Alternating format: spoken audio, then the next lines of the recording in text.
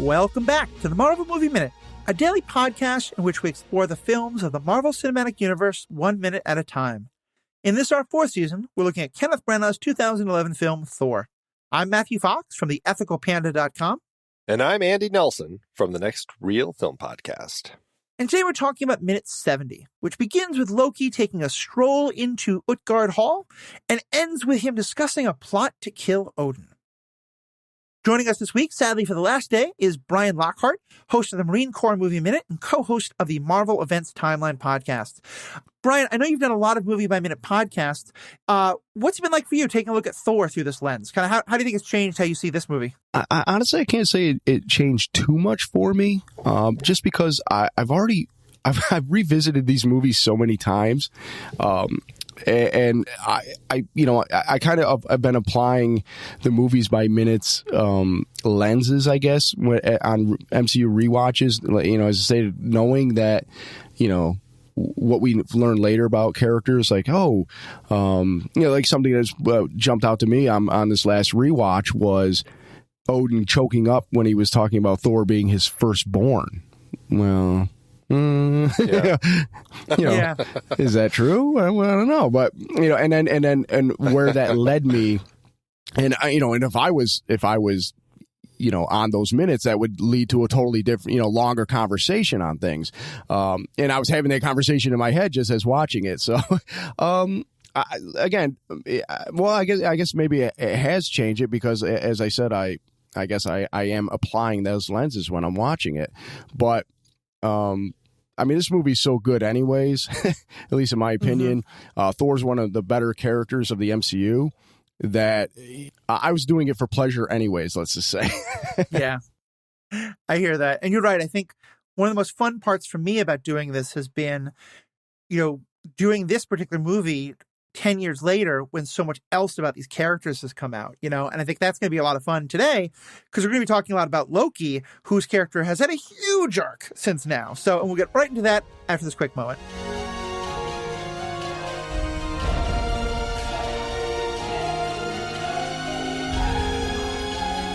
Have you ever heard of Patreon? Well, like so many podcasters out there, we are fans, and we find it to be a great platform for our fans to support us by becoming patrons.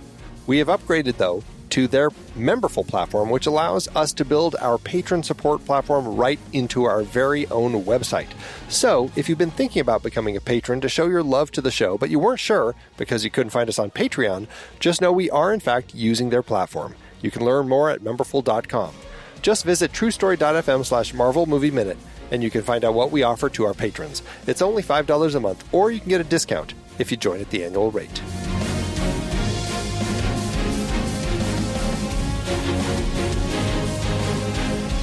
Andy, let's start with a conversation about cinematic geography, because I have not found the blueprints of Utgardhall. We can't Google Maps Jotunheim. But what are you seeing here in terms of the way this shot is structured and what we see about where we are? It's a very confusing fly through that we do here. We're coming in on Utgardhall. And we're flying right through that arch that we saw at the beginning of the film in the flashback, where Odin had his final confrontation with Laufey, and they took the casket. In fact, we can see right there I call it like the casket's socket where they plug it in right there on the arch. And so we fly through that, but the side that we're coming from looks kind of desolate, rocky. It looks like the terrain is not city-like. It's very much just kind of like destroyed. Everything's covered in snow. And when we fly through, I was kind of expecting to see, there's the giant crevasse where Thor, hit when he brought the lightning down.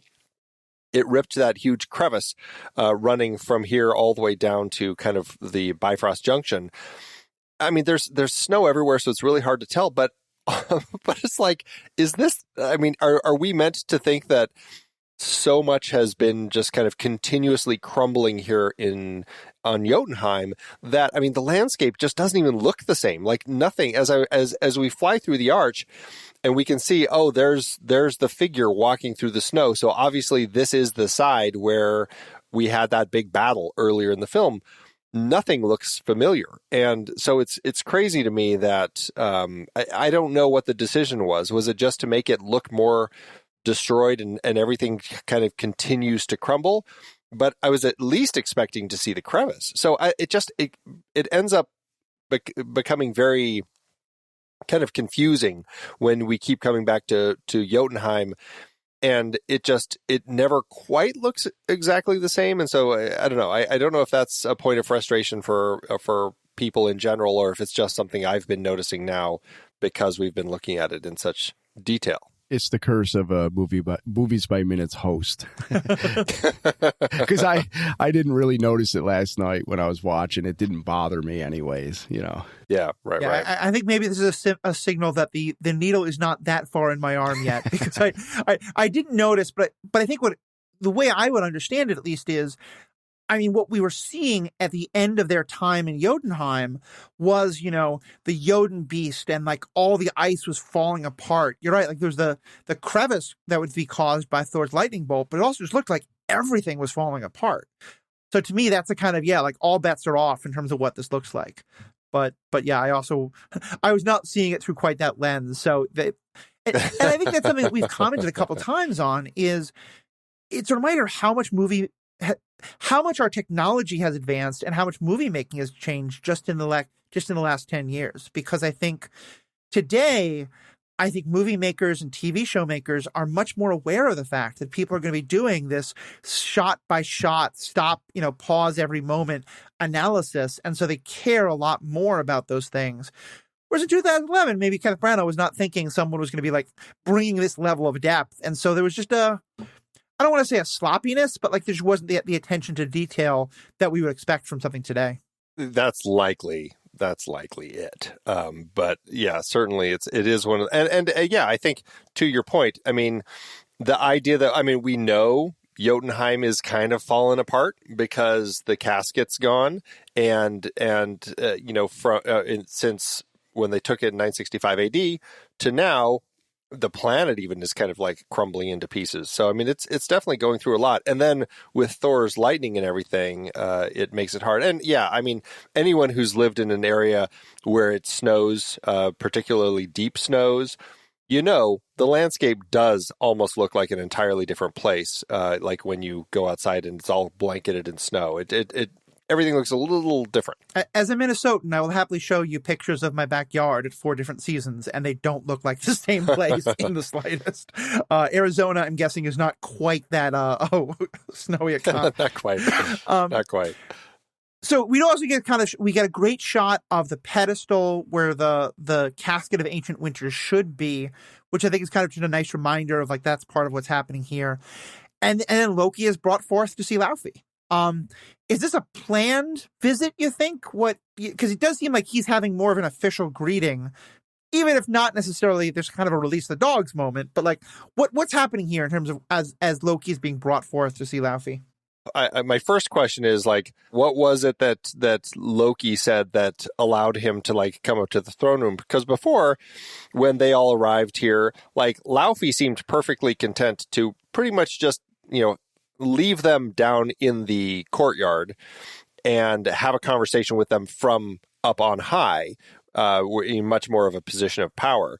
And so it was interesting to me that in this particular situation, Loki must have said something like, I'd like to have an audience with the king, or something like that. It's an interesting shift that we didn't have earlier, because I would think that if Thor had said something like, we'd like to have an audience with the king, like, could they have gone up and actually had their meeting in the same space? Or was it just like, what's the difference here, I guess, is what I find intriguing. I always kind of took it as this was an unplanned visit, and that Loki was just coming on it, because he's not coming with guards. He's not coming with an entourage that you would think if it was like a head of state visiting another head of state. But the fact that he just kind of saunters in and I think that he does that just because he's Loki and he has confidence, and he's just, I'm coming in. And the other thing that kind of makes me think that isn't Laufey's first words is kill him, like before, just right away, kill him. He's here, kill him. Maybe they did do something official ahead of time to say, yes, you can come. And then that was just a way to get him there to kill him, but I mean, bringing him in a lot closer if your plan is to kill him, and let's talk about those words, because his first thought is kill him. And there's kind of a sequence that happens there. He says, kill him. Loki gives this reaction that's kind of like, I thought we were having chicken for dinner. I mean, it's not, he's surprised, but it's not much.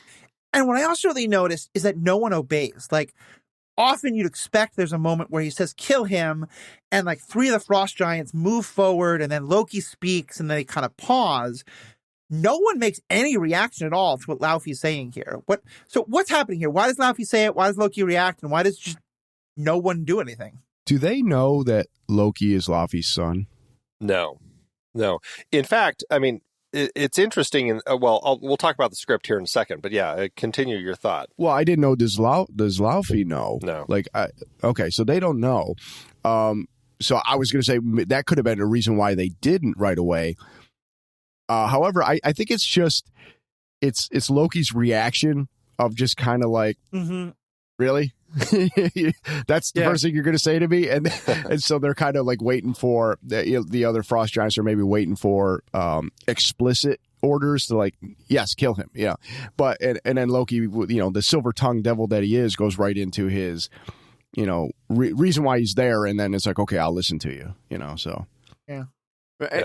I think one of the themes we've been getting, though, through this, and it's been very subtle, but I think we've seen a number of signs of this, is that Laufey doesn't have absolute power right now. I mean, back in Jotunheim, he was telling his people not to start a fight with Thor necessarily, and it was, one of the frost giants taunting Thor that started things.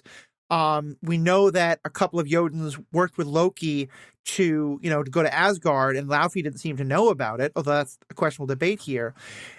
To me, so I think it's subtle. I don't think it's a huge deal, but I did try to get the sense, I'm getting the sense at least that Laufey people are not snapping to attention at Laufey's orders the way that he might want to be happening. There's something to that I think is interesting because, I think it speaks to a lot of different things. Is Laufey's rule coming to an end? Like, are people kind of tired of him not being effective? I mean, Thor and his friends just came here, destroyed the place, killed all sorts of Jotuns, and were pretty much got off scot-free. And Laufey was just like, this means war, essentially. But then just kind of like shook his fists at the heavens and was just like, I'll get you next time. And now we find him just sitting in his throne room, really kind of not doing anything. He doesn't seem effective. And does that speak to him being ineffective? Does it speak to the fact that, since 965 AD, all this time without the casket of ancient winters plugged in, is leaving all the frost giants in a place where they're slower, they're weaker, they're not as effective, or kind of all of the above? Yeah, I mean, I think it's an interesting question. I think sort of one kind of movie trope trope's almost the wrong word because I think it's a very interesting dynamic, but a dynamic that can happen is where, the leader is saying, look, we're beaten, we have to be careful. Maybe I'm doing some very long-term plotting, but I don't want us getting into another fight. And the young hotheads are like, no, we need new leadership. We need it was kind of an echo of what's been happening with Thor and Odin. So yeah, it's kind of a fun thing to think about. Like, what are the politics on Jotunheim right now? And to that point, I mean, one of the listeners, Joseph Park over on Facebook, commented, I wonder if the frost giants who tried to steal back the casket of ancient winters were going to give it to Laufey or use it to supplant him. I tend to think, based on what Loki does to Laufey later, that it would have been the latter. That's a very interesting perspective. And that, again, speaks to, did Laufey know that people had, that his troops had gone to Asgard to invade and tried to steal back the casket? Because in that earlier minute, he's kind of piecing it together like the way that he plays it is just like he's taking that information in, but then plays it in a way where we totally planned that.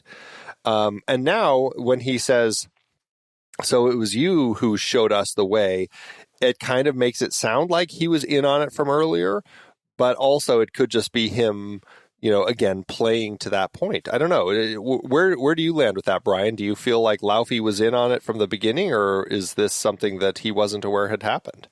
I always took it as he was aware. He just didn't know who from Asgard was a traitor. Okay. But honestly, the more we're talking about it, and honestly, when I watched it the other night, I did question whether or not he knew, because like, why wouldn't he know who showed him the way?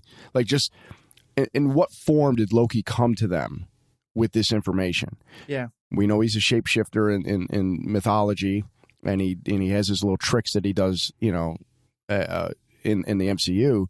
So did he come as a different form? Did he come as a hologram, or did he just kind of plant information of how to get there? My guess is when he says showed us the way, he just means us as in the greater frost giants, the Jotuns. Yeah. He's aware of what happened. I don't know if he was necessarily involved, but my original interpretation was he was aware. But I don't think so, because now he's going to go, he's going to make a deal with Loki basically, and get more personally involved now that he knows who's their benefactor. Yeah, my take on it was that he found out after the fact, but he wasn't necessarily like one of the people who was helping to make it happen, and he probably would have tried to tell him to stop it. But to me, the thing that I don't quite know how to reconcile, and maybe it's that there's a galaxy brain version of this that it lines up, or maybe it's just a bit of an inconsistency. He did earlier say there are traitors in the House of Odin. Yeah. And to me, that's a pretty clear indication that he knows that Loki was involved. And so I don't get how that correlates with him now saying, oh, so it was you. I didn't assume that it was Loki. I just assumed that, it could be anyone who had access to the palace. Right. Really, at least that's kind of the way that I read it. That's possible. You sort of think okay, the trickster god is going to be the one who would have done it. But yeah, it may well have been that he just didn't know yet. If we were to logically think about it, he should have come to the conclusion that it was Loki. But perhaps when he says the House of Odin, he just means Asgard proper. That's his house. That's his kingdom.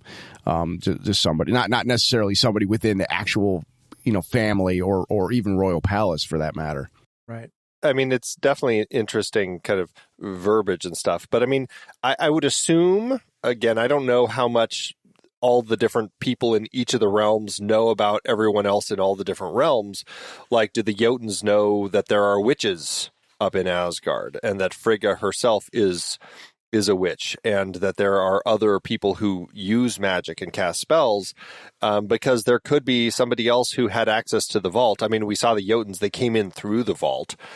So it seems like, somebody must have had access. There are guards down there, but could a guard have learned some magic and been a warlock or a different type of witch or whatever it was that could have done this? So I don't know. I find it vague enough where it allows questions to kind of sit where, we don't necessarily need to have those completely spelled out. And then from Loki, all season long, we've been talking about what are Loki's motivations, how much of this is a prank, how much of this is a serious plot.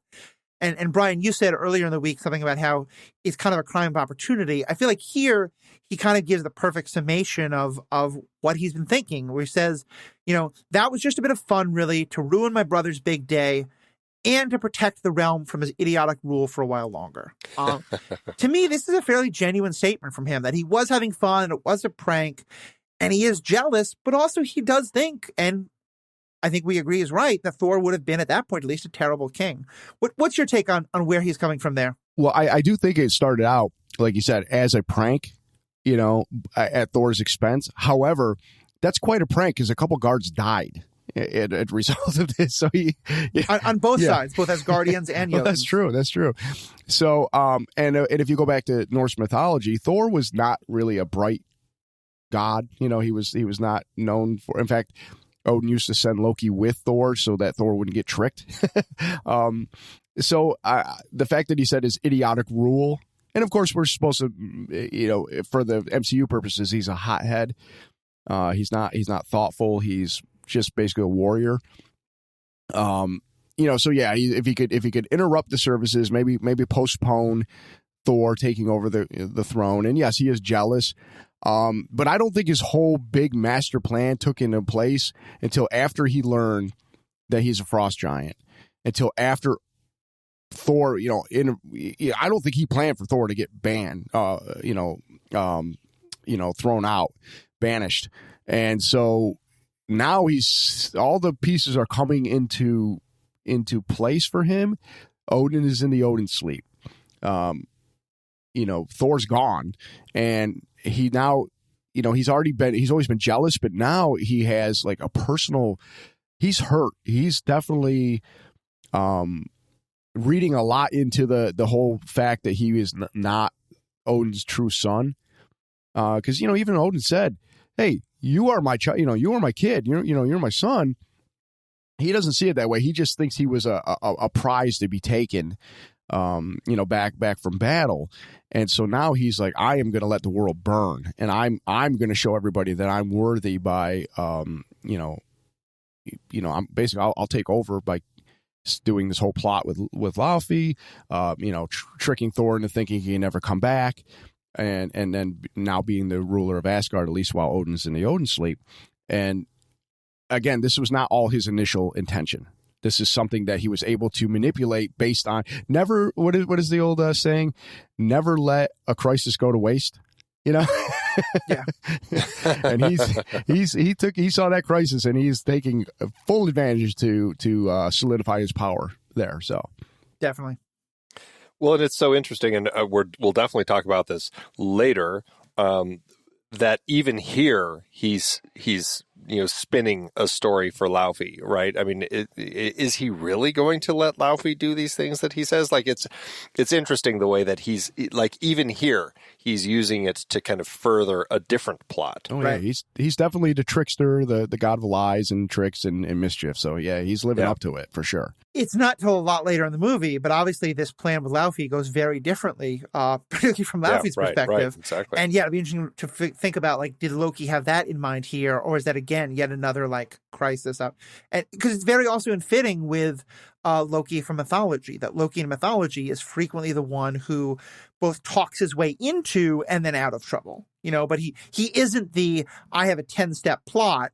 It's I have a plot, I screwed it up, now I have another plot to fix that, and then another plot to fix that, and then eventually I'll get out. Yeah. So what I find interesting here, because Laufey, he says, I'll hear you, and they kind of continue this conversation, but this is where Loki kind of, he really does go dark, though. Like, all of a sudden, we've seen him kind of plotting and planning, but all of a sudden it's like, I will conceal you and a handful of your soldiers, lead you into Odin's chambers, and you can slay him where he lies. It's like, wow, okay. Obviously, he's not your dad, but you just seriously went to a very dark place here. I was very surprised by, I guess, when I saw this, it took me by surprise that Loki's plan went to such kind of this dark place. Did that kind of hit either of you? I'm surprised that he went straight to, patricide, basically. Yeah. But because his initial, yes, he caused murders through his mischief, but it was really all in good fun at Thor's expense, really, in his opinion. And now he's talking about killing his adopted father and replacing him on the throne permanently. Yeah. I think there's two things here, especially in terms of the harmless fun part. I think part of that is showing that in this regard, he's just as bad as Thor, if not worse, in terms of not caring about the people who his things affect. I think he would say, like, well, sure, like a couple of guards died, but no one real, which is obviously a horrible saying, but that's kind of where he'd be coming from. The other side, though, is I think this is an area where doing this minute by minute analysis has really changed me changed my feelings on this character and this movie. Because I think the first time I watched it, I saw this and was like, okay, yeah, that makes sense where he would be. I think having gone into this much in-depth analysis and really seeing the ways in which, and again, Hiddleston just being an amazing actor, you've shown that as much as Loki is trying to be Machiavellian, he does have so many genuine emotions about his father, about his family, about feeling rejected but not wanting to be. I feel like this time I watch it, and it is obvious to me that he's lying through his teeth to Laufey. Like, all the stuff he said before was true, but that here, at least my sense is, he is trying to set up Laufey because in his mind, if he can do what Thor couldn't of actually defeating the Jotuns, he wants his father to not just step aside so he can be king. He wants his father to love him. He wants his father to say, you are the true son, not Thor, and I make you king. Is there something also to that where, we were just talking about patricide, and he actually is planning on patricide, actual patricide. Is there something about that too? The fact that instead of having Odin get killed, he actually is planning on killing his own father. Do you think that there's something in the reveal, the fact that maybe, his dad didn't just intrinsically know that he was on Asgard and come to get him, or something like there's some intrinsic blame that he is now putting on Laufey, in addition to all of the stuff that you just said, but something else that he's kind of in his head, I want to replace him now or something. Well, Laufey did leave him to die as a child, as a baby. So I'm sure there's a lot. There's Loki's messed up. He's got a lot of issues. He's got a lot of issues with his adoptive father, and he's definitely got some issues, and I would say resent with his birth father. And yeah, I'm sure there is a revenge aspect to not just seeking Odin's approval and bettering Thor to show that he's the better son, but also now he sees again a crime of opportunity to take out his real father, who left him to die, who he probably hates. It's a chance to seek revenge basically on everybody. Yeah, it's always interesting. I'm never quite sure. Was he abandoned? Was he all the Jotuns were getting killed because the Asgardians, all the Einherjar guards, they were all kind of killing them. Was he just kind of left somewhere, not abandoned, but his mom had been killed? I'm curious about the story of Loki and the fact that he's just sitting there when Odin happens to walk into the temple. So yeah, was he abandoned, or is it something that is just kind of an interpretation of it? Well, certainly for everything Loki knows, he was abandoned, because that's what Odin told him. Well, that's exactly. But again, we don't know if that's the real. victor talking, right? To me, I do think that in this moment, it's very much the Loki trying to show his father, look, I am actually the most Asgardian child you have. I'm willing to literally kill my frost giant origins to demonstrate that I am an Asgardian, not a frost giant. And I think, that feels weird, because not that long ago, we saw him saying but I'm not an Asgardian. How could you lie to me? Clearly this is who I am. To me, this feels very confusing, but also very real, in that Loki is right now, everything he thought he believed has been ripped away from him at the exact same moment that everything he always wanted has been given to him. And I think this is what's happening, is that he's an emotional pinball right now, and he presents as incredibly calm and collected, but it's that kind of the 12-year-old boy who, certainly this was me with my father, and I think a lot of people do this, children of any gender, Mom, Dad, I hate you, and then 2 seconds later, it's I need to win their approval back, but I hate them, but I love them. And I think that's a lot of what Loki's going through here, and that it doesn't make sense. There isn't a logical through line that explains him taking over from his father, him wanting to help Laufey and wanting to help Odin, but I think that's intentional. I think it's just because of how, like you said, he's just bouncing. Like you said, he's not, this is not a stable guy right now. Yeah, no, absolutely. And it's, I don't know. I definitely want to talk about the script, but I do find it interesting that Laufey jumps at the chance so quickly. He has the whole "why not kill him yourself," but you can tell he really kind of he almost feels like he's foaming at the mouth at this idea, at the prospect of being able to jump in there and do that. And certainly it's a good question, why not kill him yourself? But I couldn't help, when Loki kind of pitches this to Laufey, to think back to Thor pitching to the Warriors 3 and Sif, back in the hall, the dining hall, that the reasons that they should come to Jotunheim in the first place. And it's just like, there were such bad reasons, but they're all like, yeah, that's great. We should definitely do that. And it's the same thing here. Like, Laufey is getting this thing like, this seems too good to be true. But yeah, I'm going to jump at the chance. I feel like, I mean, should he maybe be thinking through this a little more than he is? And here's a question for you two. What's the word in the realms about Loki? Like, do people, I mean, he knew about Thor and presumably Loki when they arrived. He recognized them. Is the word out that Loki is the trickster god?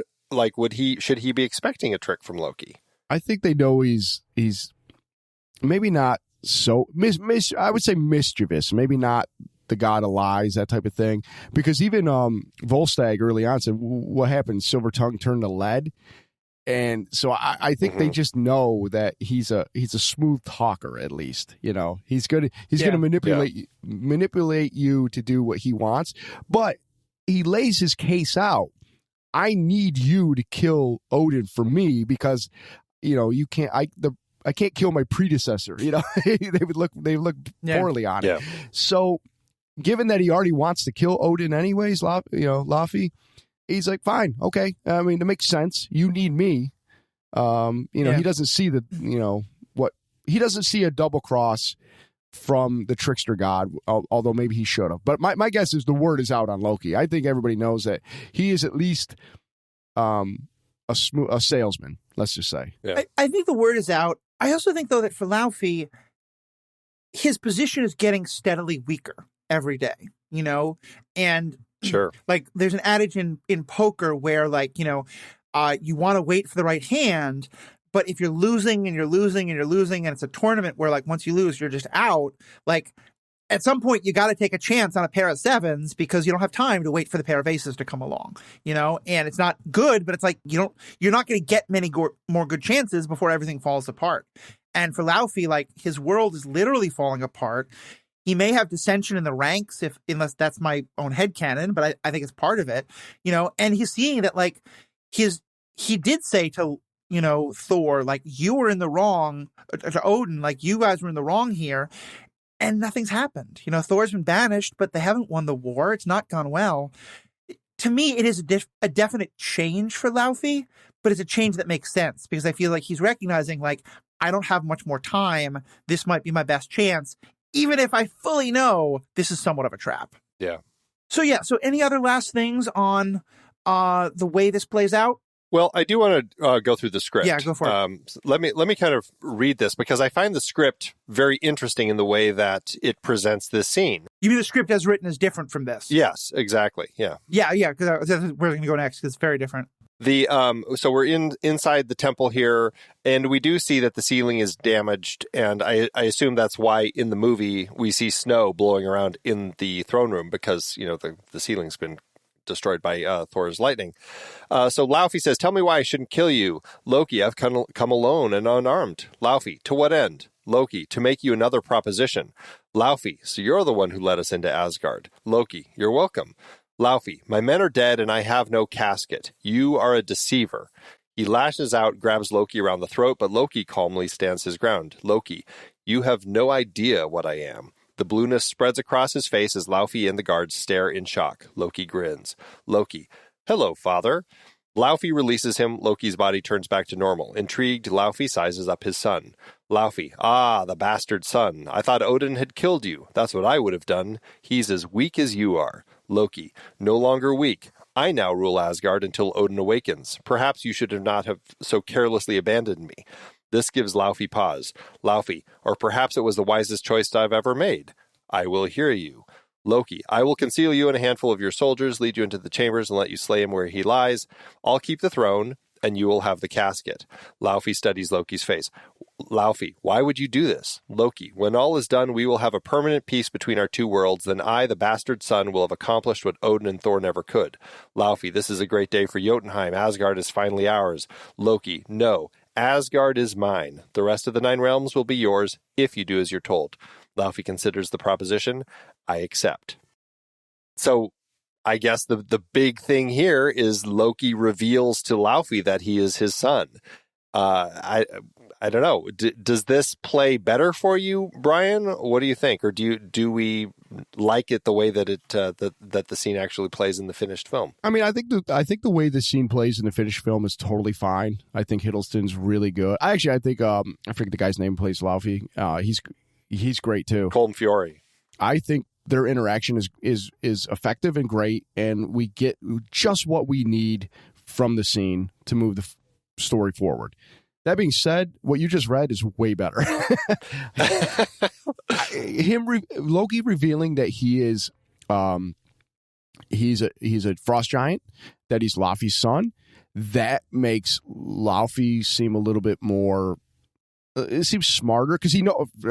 Answer the question. We know that Laufey knows that Loki is a trickster. You can't trust him. This gives him reason to trust him.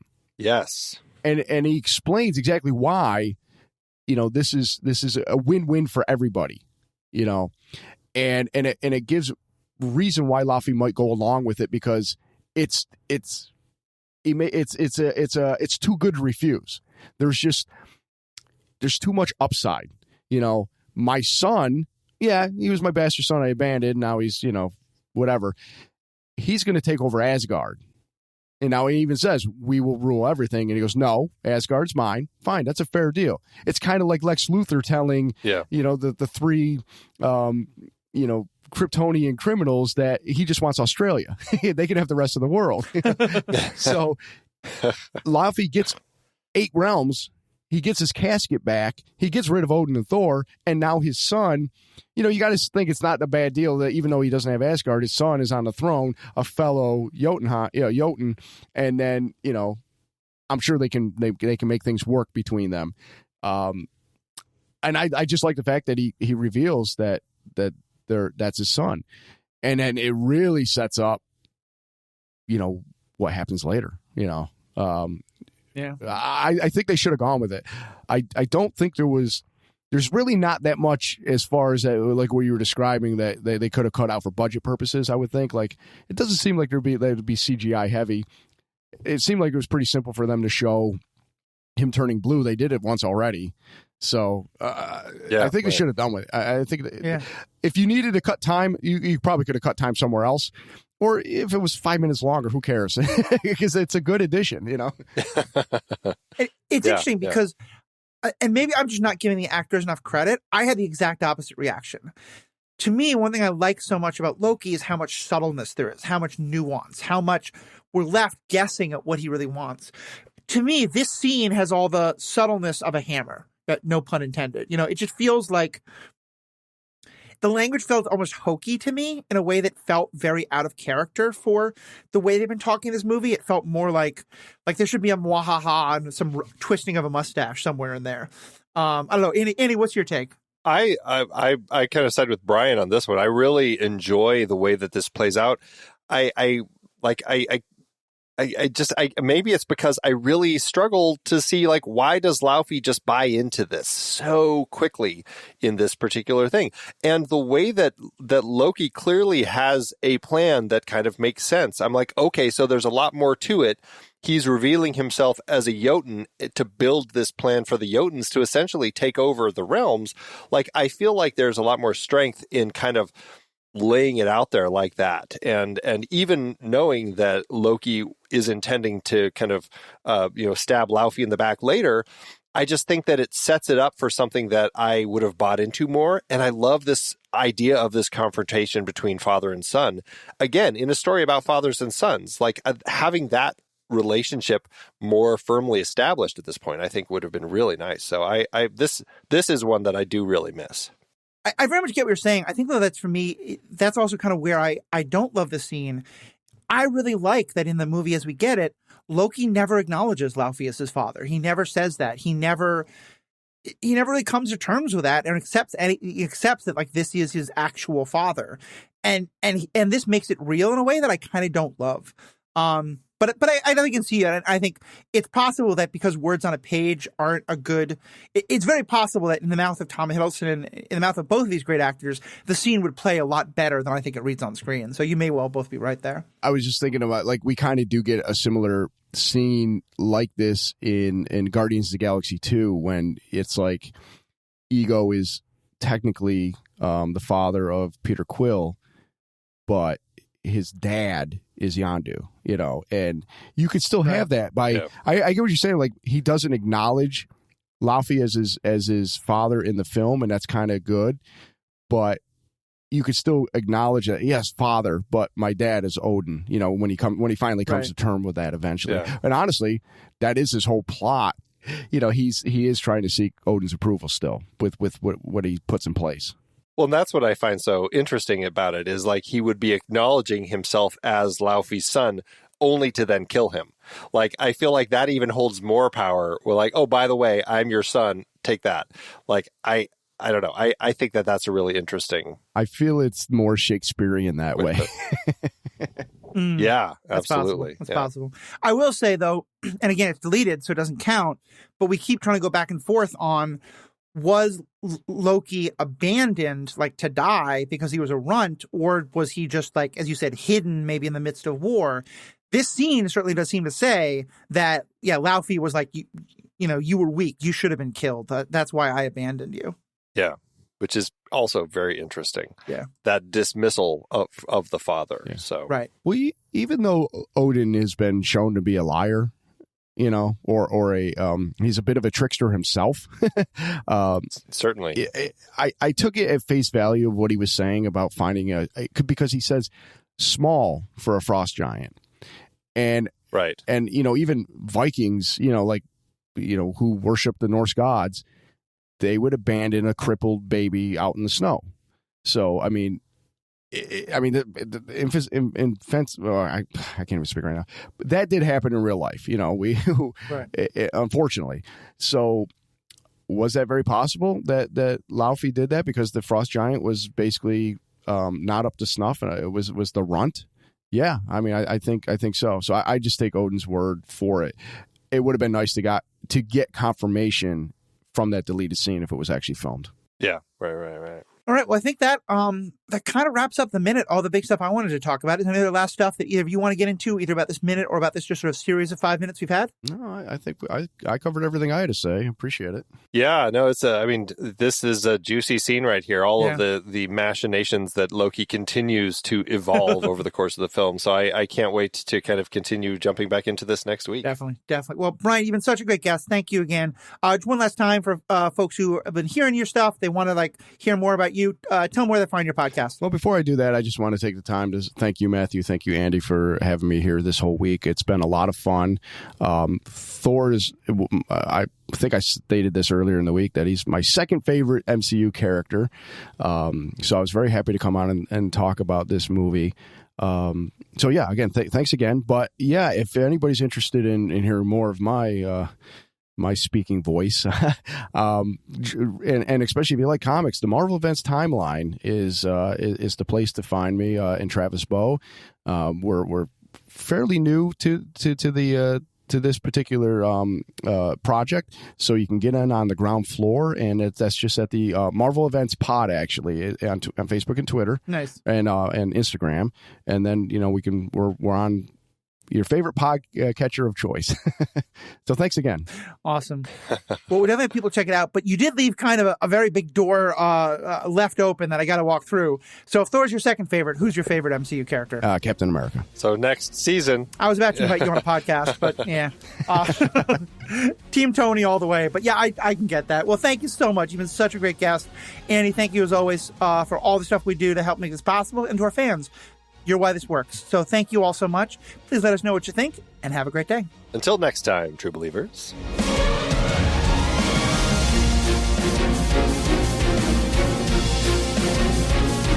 Marvel Movie Minute is a production of True Story FM, engineering by Andy Nelson. This season's music is One Last Ride by Martin Puringer. Find the show at truestory.fm, and if your podcast app allows ratings and reviews, consider doing that for this show.